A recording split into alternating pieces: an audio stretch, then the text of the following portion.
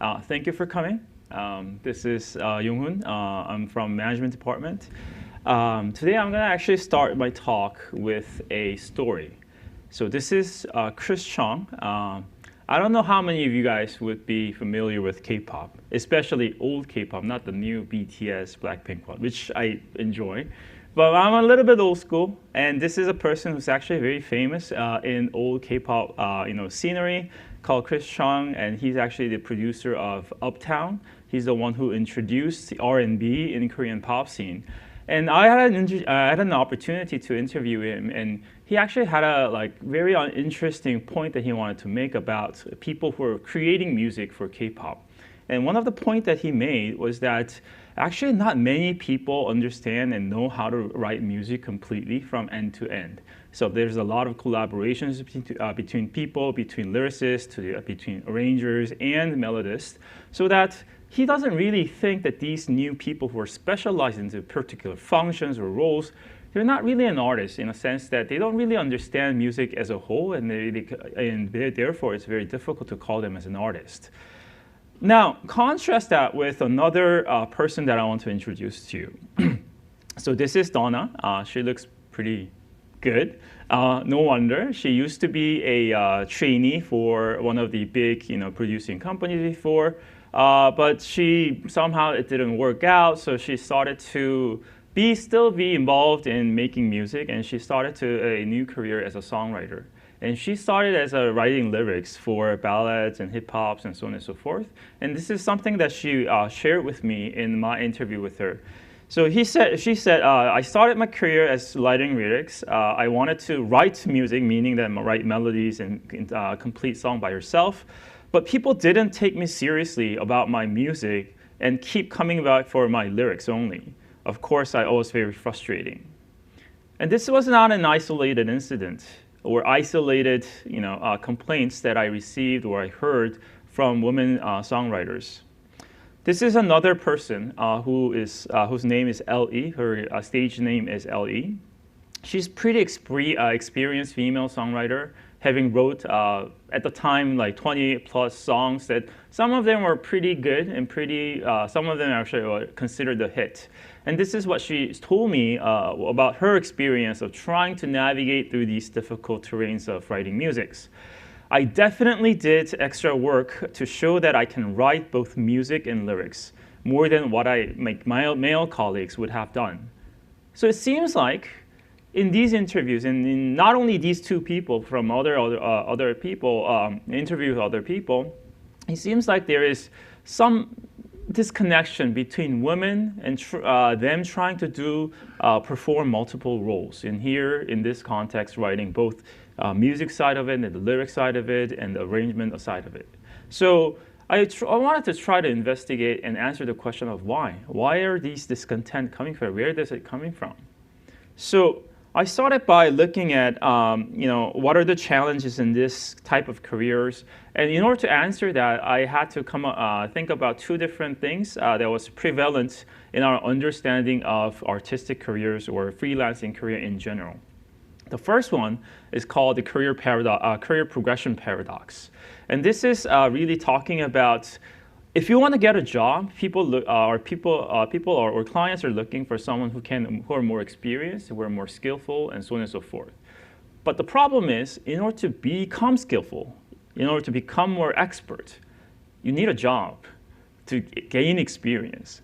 So this chicken and egg problem was a serious one, especially for freelancers, because they are not given a job from the organization that they employ them. Basically, they need to go out, find a new client, find a client to experience and learn and gain more experience to develop their expertise.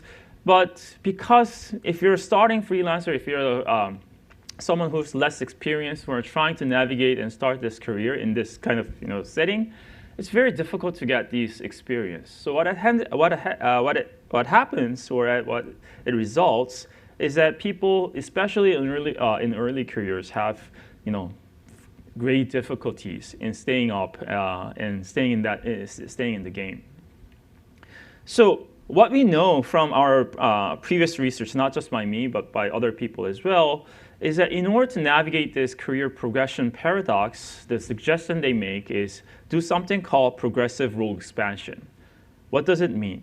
So their advice is that you start as a specialist in a narrow domain early, but later on become an expert in some other in other domains as well. And you can accumulate works in adjacent areas. So like if you're doing, writing music for hip hop, you can start writing something for more R&B or some house music, and then you can progressively, increase the areas of your expertise. And that's how you do it. Why is this a good advice? It's because we know that early specializing have a great advantage of learning or accumulating expertise quickly, because there is a greater return from being specialized in certain areas. And also, added to that, you can easily build your own reputation in a specific domain that you know of. Then you can develop networks around them, around these specialized areas, so that you can gain more reputation from it.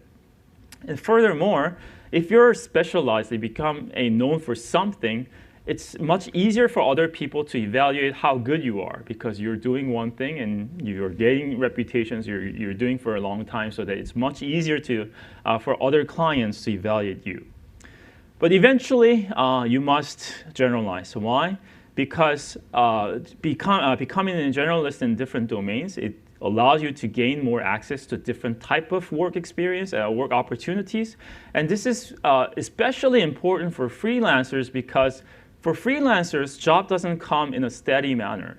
There are times when you get a lot of jobs from clients, but there might be some times where you actually don't have any jobs to do. So there's a lot of frequent downtimes where you actually don't have any income sources. And having a generalized profile will help you to navigate these difficult times. And furthermore, as you gain more experience, you become an expert in different domains, you actually can get more autonomy in what you're doing, because you now know that you can do everything by yourself and you can do different things by yourself. You can also exercise greater flexibility and even leadership in what you do, because you're now more competent in different areas of work. Now, the problem is when you're trying to make that progressive role expansion, now other people who are evaluating you need to understand why and how did you expand your work profile, if you will. But in this process, we know that in our society, unfortunately, people hold very specific stereotypes about people's gender and what their qualities are. And these social role stereotypes are associated where when people see men's action, they associate or think about or attribute it to taking stronger stand, or being more convicted, or being more independent and more aggressive and controlling in their actions. Whereas if women make some actions, make some decisions, that they're seen as more caring, because they might be more motivated to accommodate other people's need, or sometimes they're seen more impulsive, emotional, or lacking self-control. And this is pretty much well shown by previous research on social role theories. If you apply that into the context of progressive role expansion, we would expect that when men expand into new areas, they're seen more agentic, they're seen more controlling, ambitious, taking a stand, more convicted, which will help them to be seen as more competent and more committed in what they do. Whereas when women expand into new areas, they're seen less agentic. And this might lead to them being seen as less competent and less committed to their careers and their work compared to men who does the same thing. And this leads to what I call as a glass wall. When women tries to expand into new areas or expand their roles, what they see is negative evaluation of what they do. And this prevents women to be motivated into diversify their work profiles, meeting new clients, venture into new areas, or even doing entrepreneurship in new areas like doing exploration. So in this study, we had three different specific studies that we conducted. Today, I'm going to actually share results from two different studies that we did. The first study is about really trying to understand, is there a glass wall? Is there an evidence in glass wall, especially in the K-pop songwriters' careers? And the second study was more focused on, then what are the reasons why women songwriters who are trying to expand their work profile face this negative evaluations? And the third study that I'm going to actually share today is a sort of a replication of that experiment. So let me go into the first study. In the first study, before I explain the first study, let me quickly sum up in a very brief manner how K-pop is produced. I guess some of you guys might be interested in knowing all that, but I think there are nice YouTube channels and Netflix series that you can watch of how they are created. But I want to say this, that K-pop productions are actually demarcated or separated into two different buckets. One is something that we are more familiar with, which is performing artists. So these are the people who you see in the music videos and who builds fandoms and so on and so forth. They're tightly managed in a sense that they're contracted with a producing companies, and even their image making, sometimes even their dating life is tightly managed by the firm, so that they don't exercise great agency to begin with. So they have very little autonomy in terms of what kind of music they want to do, perform, and dance to. And also, this is more like a routinized production. So at the end of the day, we don't really care who is on your groups. We know that certain production companies have specific style, and if those companies are able to get committed young talents to be in their training booth, they're pretty sure they can make very similar music, very similar groups time after time. Which is different from writing music. Writing music requires creativity, something that is different. And this is usually done in a temporary project between a few songwriters. They gain full autonomy in a sense that no one else, especially from the production companies, really dictate or try to control what they write. And in order to achieve that, or for that purposes, most of these, or if not all of these songwriters are freelancers. So they're not really employed by a specific production companies. They're freelancers who write these songs, try to send out demos to production companies or performers, and waiting to be picked up. And if their songs are picked up, now they can record their songs and then benefit from the copyrights they can earn from publishing these things. There are three different work areas in this domain, which is related to first writing melodies. This is an industry term called top-liners. These are the people who are writing the backbones of the music. There's people who are writing arrangements, meaning that there are a lot of guitar arrangements, drum arrangements, or other string arrangements that goes with these musics. And there's people who are writing lyrics. And these are recognized roles in Korean copyright laws and so on and so forth. With this, what we are trying to do in this study is we are trying to look at two different situations. One is on their debut. So we're looking at and expecting probably the songwriters who made a debut as a generalist would do worse in terms of releasing the second release, meaning that they're going to have another chance to try the market. Because actually more than half of songwriters weren't able to get a second chance to write another music. Most of them are single writers who writes one music or a couple music one time and then just vanishes from the scenes. And we also expect that women do worse because of general gender discrimination we see in these kind of industries. But more than that, what we're trying to do is to look at people who actually debuted as a specialist and what's the effect of their role expansion effort. Would men and women get similar benefit as previous studies would expect when they expand their role? So we're looking at beyond the second release. If songwriters who debuted as a specialist expand their roles, would they have a better chance of writing and continuing their career within this industry? And this is what we find. So on debut, what we see as, and we're taking the baseline as male specialist debutants, we see that like if you are debuting as a generalist in these two, in these two cases, regardless of gender, if you're debuting as a journalist, you have lower chance of having a second release. You're more likely to become first, one song wonders. There's also a gender effect in the sense that in both cases of female specialist debutants or female journalist debutants, they get penalized. Compared to men, they have much lower probability or odds of writing second releases. And second, we are now looking at whether if you are debuted as a specialist, and after in next decision you stay in that same role or you expand their role, what's their effect on writing another release? And here again, the baseline is male who didn't expand their role. And if you look at men who actually expand their role, you see that the odds of having new release continuing in this career is much higher. It gets positive. But for females, whether you expand or not doesn't make any difference. So it seems like when men expand, they get positive feedback, or at least seen very positively by their clients or performers, or in this case, performers or producing companies.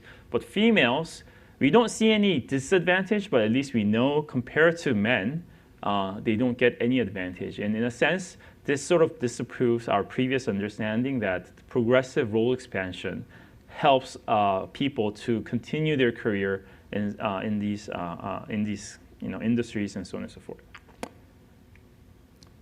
In the second study, what we are trying to do is we are trying to understand what then explains this kind of patterns. Is there a mental model that people have that is biased against having women journalists or women who expands their roles?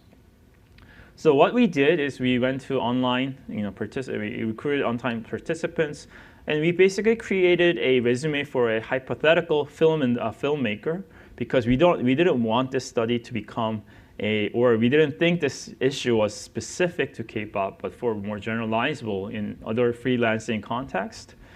And for this experiment, we are going to have 4 conditions where 2, you're going to have either role expansion versus no role expansion, or either these hypothetical film workers are male or female.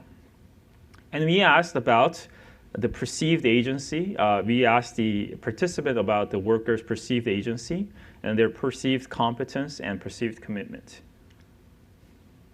So this is what we showed to the participants. We created this fake resume of Sarah Smith. And then we changed the experiences that is listed in their CV. So let me go on to the right first, where we are looking at the no role expansion case. So Sarah here started as an assistant cinematographer in this industry, and then promoted as a main cinematographer in the project, and continued to become, continued to be a cinematographer throughout her career. In the role expansion case, she started as a assistant and main cinematographer, but at some point she started to do production designers as well. So the only thing that is different here is that nature of, or the title of that experience. We also manipulated gender by changing the face and the name of the resume. So we're looking at Sarah Smith's CV here, but here we just changed the name and the face into a male condition where we call them Steve. We pre-tested the attractiveness of these people in the name, and we saw like no difference in terms of attractiveness. I hope you agree. Now, looking at the results, what we find here is if for the male, we didn't actually find the significant positive increase in terms of doing the role expansion. So for male, from no role expansion to role expansion, there was a slight increase, but that was not statistically significant.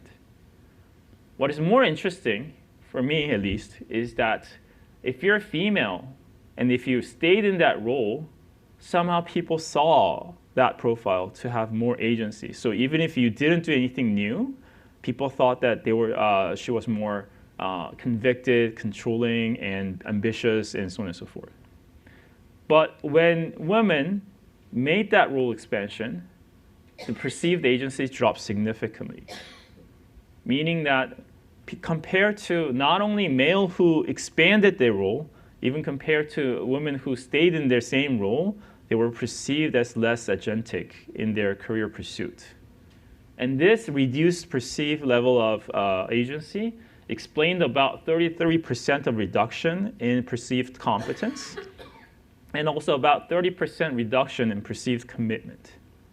So the message here is that when women expand their role, people assign less agency. People think there must be some other issue. It's either because she's accommodating for something else, like for her family situations or for her other non-career related issue, or she might be just like very emotional, less committed into, less focused on certain areas, and then like exploring around impulsively somehow. And that led to lower perceived competence and lower perceived commitment, so that they're less likely to be hired at the end. So why is this glass wall important? I think it's important, especially important nowadays, for a couple more reasons. The first is freelancing, so to speak, promised women to give a playing level field, leveled playing field, sorry. The reason because as women are removed or moving out from organizational hierarchy that was plagued by glass ceilings or glass cliff, it promised that like it would give women more flexibility, more autonomy, and they don't have to deal with like very obnoxious male bosses, so that they were able to continue their career and even advance with their careers. But it seems like there is an issue where if women wants to expand their career in that freelancing, they're seen less agentic, and therefore that leads to being perceived as less competent and less committed. And it's also important for organization because nowadays more and more organizations are actually letting their employees to choose careers. So traditionally, what happened was there is a very well-specified career progression ladders where you do X, Y, Z to get into C-suites. But nowadays, they let employees to choose which project they want to be involved in and how to build those careers to look for being for C-suite level positions. And if that's the case, then it creates a room where the evaluators, in this case probably people within the organization, needs to infer the motivations and their reasons why they made these choices of exploring new areas, new roles, and so on and so forth. And if that is the case, then we believe that Glasswall might actually be found in companies as well. And if so, then it gives a double-edged disadvantage to women who now have to not only deal with glass ceiling, but also glass wall in their career progression. Is there nothing that we can do? Although this study didn't really explore the remedies of glass wall, but we would like to propose a few ways in which this can be reduced, at least temporarily, or at least in the slightest manner. First of all, firms and clients must be aware. There could be some bias to the evaluation that people are doing. But also, we hope that firms and clients acknowledge that these are the women generalist experts are actually undervalued in the market. And if so, they could give them more chance to work, and even firm can benefit from that by tapping into these undervalued labor force. But more importantly, we think that governing bodies, including governments or professional associations, if they can give alternative reasons why that women have expanded their role, for example, giving certificate to show that both men and women pay a significant cost in order to gain that experience, to gain that role, then we think that this bias could be reduced at least. Another final point, which I actually was motivated to hear from female songwriters, is that they wanted to incorporate their practice.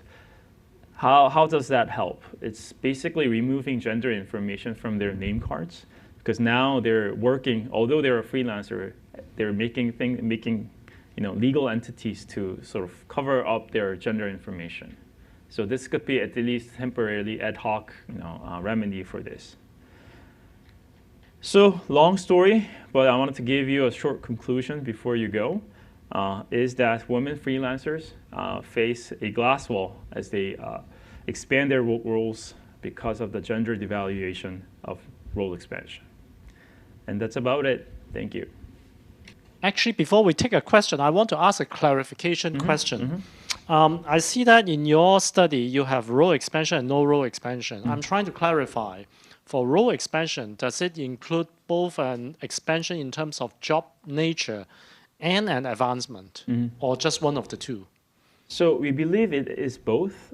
We think if it is even not related with advancement, I think this is more problematic. And that's what we find, because one of the pre-tests we did, and which I can confirm, is a cinematographer and product designers, or lyricists versus melodists, it's not really an advancement in terms of what the type of work they do. It's just a different type of things that the people do.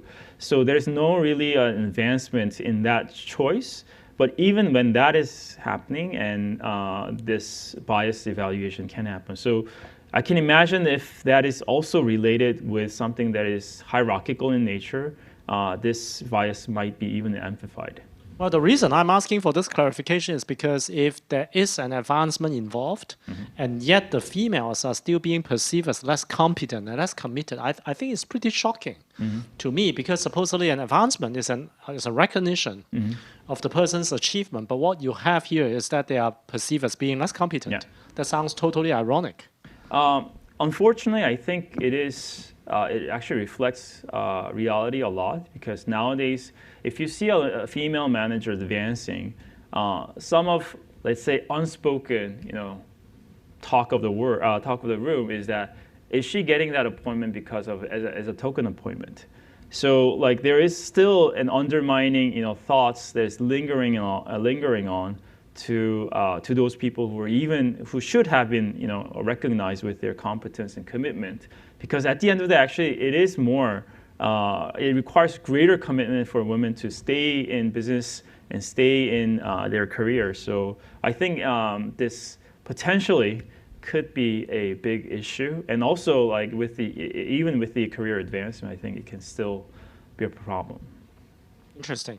Veronique. So it's fascinating to me. I have a question about your experiments are related to K-pop, right? And what is the impact of Korean culture and Korean perception of women in this study? And do you think you can replicate the same conclusions like in the United States, for example, or Sweden for that matter? Yeah. So just a clarification, so we did 2 experiments. The first one was actually with Korean songwriters, K-pop songwriters, so those are Koreans. The result that I've shown you is actually the US sample. So these are Americans who reside in America, supposedly. We also didn't find any difference in terms of the cultural background of these people, because we were specifically wondering or concerned about a very culture-specific issue.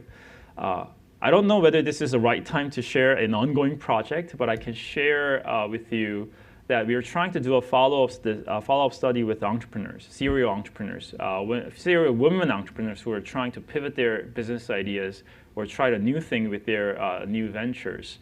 And we actually find the same thing. So it seems like it's pretty universal. Universal is a little bit hard, like too strong word, but it seems like it's much more pervasive than just Korean culture. Yeah. Well, another moderating variable that I was thinking about, I think Veronique raised one, which is culture. The other one I was thinking about is job nature, because cinematography and design sounds more in the arts and design Yeah, side. exactly. If it is a more conventional, more quant, more scientific field, would we still have the same result? So we think the boundary condition of this work would be when people actually need to make their own choice of joining or doing certain projects. So, and that's where people's, so to speak, suspicions about why people made that transitions or why people made that expansion comes in. So yes, freelancing is a great example for that because they're not given any work. They need to be more proactive and more agentic in terms of converting and capturing these clients and work opportunities. But I think it is pretty similar in scientific research as well, in a sense that we now need to initiate new project. We need to ask other people to join us for this new project. And if so, then this biased evaluation could happen. Yeah. Thank you. Thank you. Any questions? Yes. Thank you. So you mentioned actually women freelancers tend to be undervalued. So my question is, are they undervalued due to taste-based discrimination? Is just a pure belief thing, or is due to statistical discrimination? Say, women have some time constraint, and maybe they're, men are faster learners, something like that. So, do you have any findings regarding that? It's a great question. To some extent, we're struggling with that. We believe the current study results speaks to more taste-based discrimination because we're basically showing the same CVs to both people. We also were looking at whether whether these effects were affected by the participants' knowledge about film, specifically because we wanted to understand, is this really driven by statistical discrimination, what they saw, like previous bad examples or so on and so forth. We don't find that. So it's hard to say we can rule out that this is not about statistical discrimination, but we think it's more related to test-based discrimination. Just to follow one more thing, I didn't show you here, but we also know that women self-select into specialism much more than men do. So we find that both in K-pop, in film, in entrepreneurs, and also in scientists to some extent. It's a preliminary result, but we see that women scientists or women entrepreneurs stays to be in one area they started much more than men do. So it could be both in a sense that people actually make those self-selections to remain as a specialist, but when they start to expand, we also know that there is evaluation disadvantages that people need to deal with. Yeah. Okay, thank you.